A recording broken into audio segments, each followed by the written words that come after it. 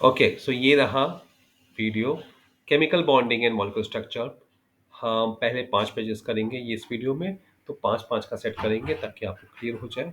अब ये नीट का वीडियो है, ये नीट का वीडियो है और ये नीट आईआईटी का वीडियो नहीं है, ये नीट के स्टूडेंट के लिए वीडियो है। वर्ड टू वर्ड एनसीईआरटी कैसे करना है, कैसे आपको फुल मार्क्स लाने हैं इस चैप्टर में नीट एग्जाम में, एनडीए और एनसीईटी के लिए है।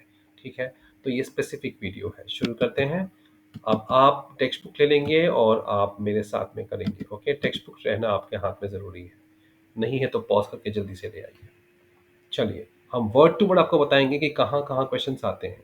ओके, और आपके यहाँ पढ़ाई नहीं करी है, पहली बार पढ़ रहे हो, मैं भी पहली बार पढ़ रहा हूँ। ठीक है, मज़ा करेंगे। चलो, पेज नंबर ये सामने रहा आपके। इसमें क्या है, इसमें ये बता रहे हैं कि ये मॉलिक्यूल्स कैसे बनते हैं और उन्होंने थेरीज के नाम दिए हैं।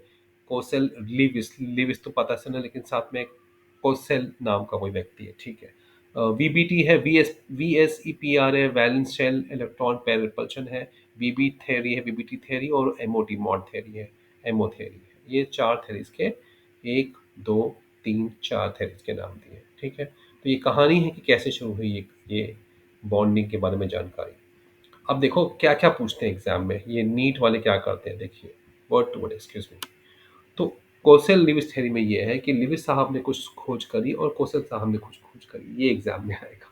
अब कोसेल साहब पे मैं डायरेक्टली जा रहा हूँ। ठीक है, कोसेल साहब ने कहा कि भाई ये है पीरियोडिक टेबल। अब इसमें बहुत ही इलेक्ट्रोनेगेटिव नखरे वाले हैलोजेंस जो है ना, वो इस तरफ है, और बहुत ही इलेक्ट्रोपॉजिटिव एल्कलाइन मेटल्स हैं इस तरफ। ठीक है, बोल रहे बीच में ये और लोग हैं। ठीक है, तो ये मेरे पास एक बुक है, आपको ये कैमरा में दिखा रहा हूँ, बड़ी कार्टून वाली बुक है, केमिस्ट्री बट कार्टून। इसमें इन्होंने बड़ा अच्छा सा एक पेज दिया हुआ है, लव दिस। मैं आपको इसका पिक्चर्स नेक्स्ट वीडियो में बना के भेजूंगा। इन्होंने ये कहा है कि ये जो बॉन्डिंग बॉन्डिंग होती है, तो ये दिखाई हुई है। देखिए, दो लोग है ना, मतलब अनचाहे ढंग से एक दूसरे से जुड़ रहे हैं। तो ये वो वाली कहानी है कि ये चाहते नहीं है, ये लंबा वाला जो है ये इलेक्ट्रोनेगेटिव है, इसको जरूरत ही नहीं है किसी को देने की, इसके पास एक्स्ट्रा पड़ा हुआ है इलेक्ट्रॉन, लेकिन उसको देना नहीं है, उसको इच्छा ही नहीं है। ठीक है, चलो, दूसरी बात वो बोलते हैं, और ये एग्जाम में आएगा कि ये क्वेश्चन ने कहा था कि ल्यूइस ने कहा था, तो ये क्वेश्चन ने फाइंड किया था। दूसरा वो बोले कि ये जो नेगेटिव आयन बनता है हाइड्रोजन से और पॉजिटिव आयन बनता है एल्कलाइन से, वो लॉस और गेन इलेक्ट्रॉन से होता है। तो ये आज हमको पता है, लेकिन उस जमाने में पता नहीं था। ये 1916 की कहानी है, आज से कुछ 100-110 साल पहले की बात है। Excuse me. ठीक है, तो बोले ये लॉस ऑफ इलेक्ट्रॉन्स की वजह से होता है। फिर फिर वो कहते हैं जो ये बनते हैं आयंस, ओके, वो स्टेबल हो जाते हैं, स्टेबिलिटी को अटेन करते हैं। नोबल गैसेस जो है ना, एक्सेप्ट हीलियम जिसमें डुप्लेक्स है, बाकी सब 8 8 8 हो जाते हैं, NH2 NP6 हो जाते हैं। ठीक है, फिर वो बोलते हैं कि ये क्यों होते हैं, ये इलेक्ट्रोस्टैटिक अट्रैक्शन की वजह से होते हैं। ये उनकी थ्योरी थी, उनकी सोच थी, उन्होंने कहा था ऐसा होता है, उनके ज़माने में ऐसी बात बोली थी। ठीक है, तो उन्होंने एग्जाम्पल दिया सोडियम क्लोराइड का, कि सोडियम में से वो इलेक्ट्रॉन निकलता है, और वो जो सोडियम इलेक्ट्रॉन लेता है, सॉरी, क्लोरीन से इलेक्ट्रॉन निकलता है, तो वो मिल जाते हैं और बन जाते हैं। और CaF2 का भी बोलते हैं कि F इलेक्ट्रॉन देता है फ्लोरीन, और कैल्शियम उसको ले लेता है। तो ये दिया होगा example. A bond formed as a result of electrostatic attraction, इसको कहा गया था इलेक्ट्रोवैलेंट बॉन्ड। ठीक है, तो व्हाट इज इलेक्ट्रोवैलेंट, इलेक्ट्रोवैलेंसी क्या होती है, इलेक्ट्रोवैलेंस क्या होता है कि कितने चार्जेस हैं उस आयन पे। तो कैल्शियम को किया गया पॉजिटिव चार्ज 2 का, क्लोरीन को किया गया इलेक्ट्रोवैलेंस ऑफ 1। ठीक है, अब ये जो है ये हमारा बेसिस बना मॉडर्न कॉन्सेप्ट के लिए, ion formation, electron transfer, formation of ion, मतलब आयन में आयन बॉन्ड्स होता है इलेक्ट्रॉन ट्रांसफर से, ये बात का श्रेय इनको जाएगा, ये इनकी वजह से हुआ है। ठीक है ना। ओके, और उन्होंने ये भी रिकमेंड करा कि ये बहुत सारे इसमें फिट नहीं बैठते, ये भी कहा था उन्होंने। तो हम 4.4 कर रहे हैं, है ना, 4 पॉइंट। अब ये वाला हो गया। अब लुइस साहब के पास आते हैं, क्योंकि लुइस साहब ज़्यादा फेमस है, आपने स्कूल में भी शायद पढ़ा होगा, है ना। तो लुइस साहब ने कहा कि ये कर्नल की तरह, कर्नल क्या होता है कि जो गुठली होती है आम की, उसके उसके अंदर का पार्ट है। तो इस तरह से वो बोला है कि न्यूक्लियस और इन अंदर के इलेक्ट्रॉन्स अलग बैठे हुए हैं, आउटर शेल अलग बैठा हुआ है। और वो बोलते हैं एक ये क्यूब है, क्यूब देखिए क्या लिखा हुआ है, उन्होंने लिखा हुआ है कि वो कॉर्नर्स ऑफ अ क्यूब हैं, जिस जो कर्नल को कवर करते हैं। ठीक है ना। तो वन कॉर्नर, हर कॉर्नर में एक एक रहेगा, ठीक है, और नोबल गैस में सारे 8 के 8 ऑक्यूपाई रहेंगे, ऐसा उन्होंने कहा था। तो वो ओलूज ने कहा था कि जब वो सब कुछ स्टेबल होते हैं तो वो केमिकल बॉन्ड्स की वजह से होते हैं। कौशल ने कहा था इलेक्ट्रोस्टैटिक अट्रैक्शन, है ना। तो इन बारीकियों पे सवाल नीट में आएगा, और वो ऐसे ही सवाल पूछते हैं। वो आपको आपके स्टैंडर्ड टेक्स्ट बुक में जो पी वाई क्यू दिए हैं उस हिसाब से नहीं पूछते, नीट वाला कहीं से भी कुछ ऐसा एक वर्ड से निकाल लेगा क्वेश्चन, ठीक है ना। अब ये बोल रहे सोडियम और क्लोरीन की बात कर रहे हैं, तो बोल रहे हैं कि इलेक्ट्रॉन ट्रांसफर हो गया सोडियम से क्लोरीन को, तो सोडियम के पास कम हो गया, प्लस हो गया, क्लोरीन के पास ज़्यादा हो गया। Cl2H2Fe2 भी यही कहा था, ऐसे ही कहा था उन्होंने। अब उन्होंने वो सिंबल दिया हुआ है कि सिर्फ आउटर शेल्स को ही वो केमिकल फॉर्मेशन में पार्ट लेते हैं, अंदर वाले नहीं लेते, तो इसलिए उनको वैलेंस इलेक्ट्रॉन्स कहा गया है। ये बात लुईस ने बताई थी। इनर शेल्स प्रोटेक्टेड हैं और इन्वॉल्व नहीं होते कॉम्बिनेशन प्रोसेस में। और ये अमेरिकन केमिस्ट थे, ये लिखा हुआ है उन्हें, सिंपल नोटेशंस भी इसको लुईस सिंबल्स बोलते हैं, है ना। ओके, और लुईस सिंबल्स क्या है, एल के ऊपर डॉट लगा दिया, बी में 2 डॉट, वो डॉट क्या है, वो इलेक्ट्रॉन्स है ना, आप जानते हो राइट, है ना। तो इसका फ़ायदा हो गया कि चलो ये इजी हो गया, और हमारी बुक में ये सब बहुत आपको पता ही है, दिया हुआ है ढेर सारा, है ना। चलो, और 8 तक होते हैं सिंबल्स, 8 तक होते हैं। चलो, ये चीज़ आपको पता चल गई है। तो इस पेज से हमने यही जाना कि इस पेज से हमें नीट में क्या आने वाला है, तो इस पेज को दोबारा करने की ज़रूरत नहीं पड़ेगी आपको। अब 4.1.1 कर रहे हैं, जो कि एक ही पैराग्राफ है। दोनों ने 1960 में मिलकर एक बनाया थ्योरी, उसका नाम है electronic theory of chemical bonding. इसके अनुसार वैलेंस इलेक्ट्रॉन बाहर वाले इलेक्ट्रॉन को ट्रांसफर करने से ही कॉम्बिनेशन बनता है, और वो ऑक्टेट बनना चाहते हैं, हर कोई चाहता है कि वो ऑक्टेट स्टेट में आ जाए। दोनों में ये कॉमन बातें आई थी, है ना। तो ये दोनों मिलकर थ्योरी बना दी। अब ये हो गया ऑक्टेट रूल। अब नेक्स्ट है कोवेलेंट 4.1.2। 4.1.2 में 3 साल बाद लैंगमुयर ने कहा कि जो लुइस की पोस्टुलेशन लेट्स हैं, उन्होंने इसको हल्का सा रिफाइन कर दिया। तो बोले ये जो क्यूब स्ट्रक्चर है ये सही नहीं है, इसको निकालो। तो लैंगमुयर ने क्यूब स्ट्रक्चर को निकाल दिया और कोवेलेंट बॉन्ड नाम इंट्रोड्यूस किया, ठीक है। तो अब ये हो गया लुइस लैंगमुयर थ्योरी। तो ये बता रहे हैं Cl2 की कहानी, ठीक है। Cl2 atom with electronic configuration Ne 20 होता है ना, है ना? हाँ, तो 3s2 3p5 ऐसे से ऐसे कहते हैं। तो उसमें एक इलेक्ट्रॉन शॉर्ट है आर्गन से, फाइन। तो the formation of chlorine can be understood by the sharing of one pair. तो वन पेयर एक कम है ना, तो वो 2 क्लोरीन, देखिए नीचे डायग्राम में दिया हुआ है, मिलके उसको शेयरिंग कर लेते हैं। सिंपल है। तो इस तरह से उन्होंने बताया कि भाई इस तरह से शेयरिंग हो जाती है और दोनों को 8 8 मिल जाते हैं, ऑक्टेट स्टेट आ जाता है। और डॉट्स जो है वो आपको पता ही है, ईजी है ना। Each bond is the each bond is formed as a result of sharing electrons. Each combining atom contributes 1 electron, कम से कम एक तो वो शेयर कर कंट्रीब्यूट करता ही है।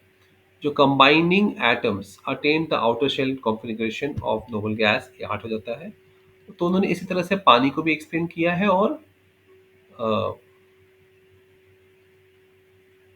कैल्शियम क्लोराइड को भी किया हुआ है, कार्बन क्लोराइड को भी किया हुआ है, ठीक है ना।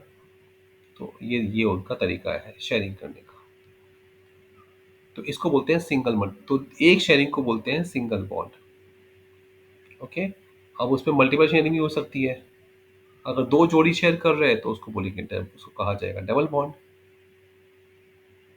ओके, तो आपको क्लोरीन दिख रहा है लेफ्ट साइड पे पेज पे, वो सिंगल बॉन्ड है, और यहाँ पे CO2 दिख रहा है तो वो डबल बॉन्ड है। ओके, तो एग्जाम्पल दिया हुआ है।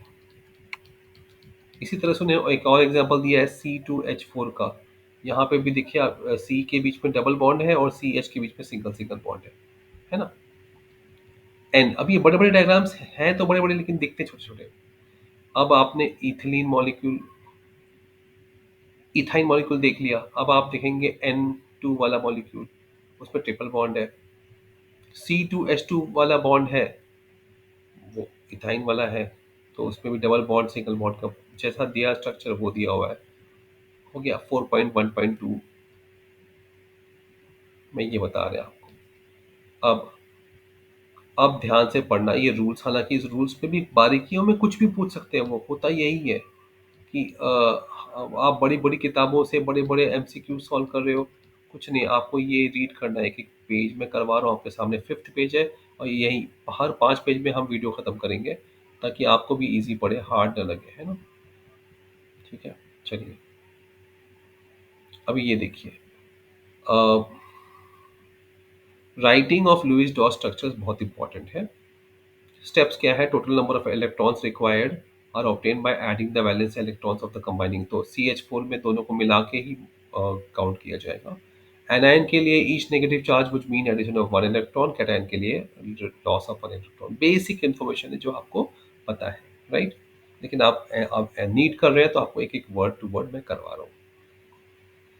CO3 2 माइनस रहेगा तो टू नेगेटिव चार्जेस, मतलब दो नेगेटिव, दो एक्स्ट्रा आयंस आए हुए हैं। NH4 प्लस है, मतलब एक कम है, उसको वन इलेक्ट्रॉन कम है, ठीक है। ये दिया हुआ है। Now it is knowing the chemical symbol, it is easy to know the total number of electrons, ठीक है। Least electronegative atom occupies the central position in the molecule. So NF3 में नाइट्रोजन सेंट्रल मॉलिक्यूल है, carbon carbonate में CO3 में carbon है, तो वो central वाले को पहले लिखते हैं, है ना। और टर्मिनल पोजीशन, लास्ट पोजीशन जो ज़्यादा नेगेटिव है उसको मानते हैं। तो जो इलेक्ट्रो पॉजिटिव है ज़्यादा, उसको हाफ टर्म आप सेंट्रल पोजीशन मानिए। ये टर्मिनोलॉजी नीट में इसी बुक में होती है। नोट्स में आप देखने जाओगे तो क्लासेस के नोट्स या कहीं फिर नहीं, फिर वो गड़बड़ हो जाता है, ध्यान दीजिएगा। Next, after accounting for the shared pairs of electrons, the remaining electrons are either utilized for multiple bonding or remain as lone. तो जो बच जाते हैं वो या फिर वो एक बॉन्ड बना देंगे या लोन पेयर के रूप में बनेंगे। ये बेसिक बेसिक, मतलब आज हम जो सीख रहे हैं वो लुईस के हिसाब से ही सीख रहे हैं, और उन्हें यहाँ पे एग्जाम्पल्स देके रखे हुए हैं। फाइन, तो आई होप ये आपको इजी पड़ा। अब ये 5वां पेज हम कर लेते हैं। लिविस डॉट स्ट्रक्चर CO का वो कह रहे हैं, और CO का लिखना इतना आसान है, आप लिख चुके हैं, देख लिया आपने, है ना। फिर वो NO2 का कह रहे हैं, NO2 का भी आपने लिख लिया हुआ है, कुछ भी हार्ड नहीं है, राइट। NO2 माइनस कह रहे हैं, तो माइनस है तो एक एक एक्स्ट्रा आ जाएगा उसमें, ये याद रखिएगा। NO2 में एक माइनस आना चाहिए एक्स्ट्रा, वो भी याद रखिएगा, वो गड़बड़ नहीं होनी चाहिए। NO2 है, अब N में होते कितने हैं और शेयरिंग कितने की हो रही है, ओके। तो वो उसको एक्सप्लेन किया हुआ है, पॉइंट पे आपको दिखा देते हैं। स्केलेटल स्ट्रक्चर में NO2 को ऐसे लिखा हुआ है, सिंगल पॉइंट पे दिया हुआ है,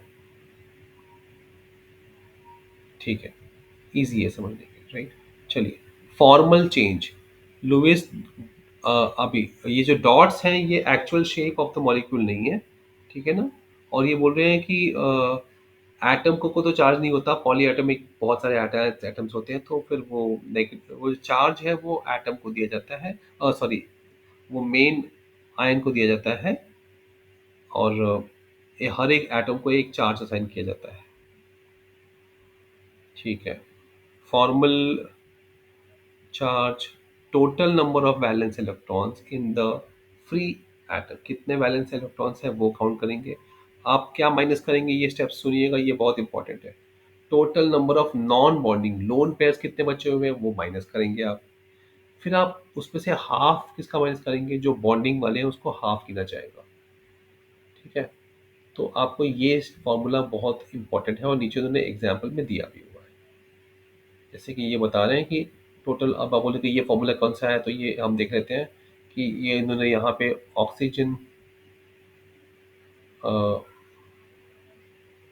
ओ, अब ओ में टोटल होते हैं, अब उन्होंने पहले लिखा है 6, -2 कर दिया है, 2 लोन पेयर है, राइट। अब 2 नंबर पे जो स्ट्रक्चर है उसमें 4 लोन पेयर, तो सेकंड केस में -4 करा हुआ है। थर्ड नंबर पे जो है वहाँ पे छः लोन पेयर है तो -6 करा हुआ है। ओके, तो और जो बॉन्डिंग में इन्वॉल्व है, तो पहले केस में छः इन्वॉल्व है, दूसरे केस में चार इन्वॉल्व है, और तीसरे केस में दो इन्वॉल्व है। तो इस तरह से ये एक्सप्लेन किया गया है। I hope you understood. Thank you very much. Next video में और करेंगे।